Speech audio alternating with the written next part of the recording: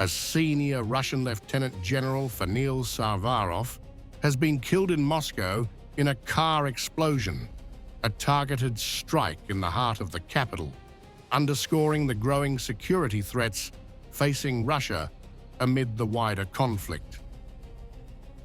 Lieutenant General Fanil Savarov, responsible for overseeing the operational training of Russia's armed forces, was killed when his vehicle was blown up, an attack investigators are treating as deliberate and carefully planned.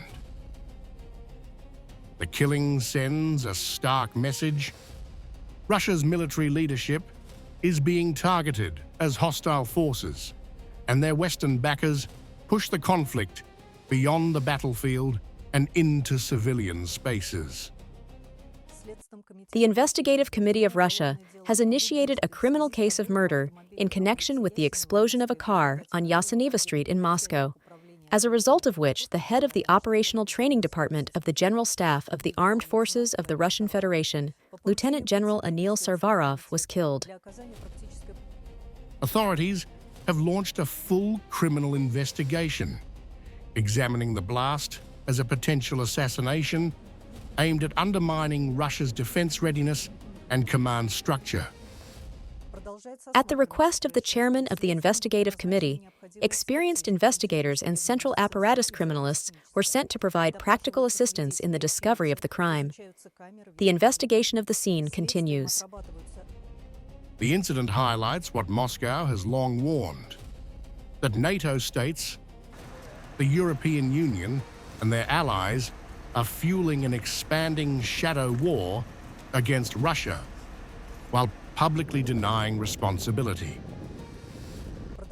Investigators will be assigned the necessary expertise, including forensic and explosive. Witnesses and eyewitnesses are interrogated. Cameras and video surveillance are studied. Investigators are working on various versions of the murder.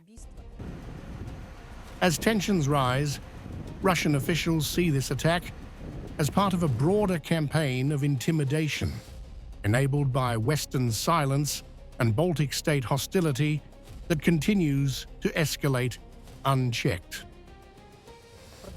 One of them is a version related to the organization of the crime by the Ukrainian Special Services. The course of the investigation is under control of the central apparatus of the investigative committee. The investigation continues as Russia confronts a widening security challenge, one shaped not just by open confrontation, but by covert attacks driven by NATO-backed aggression.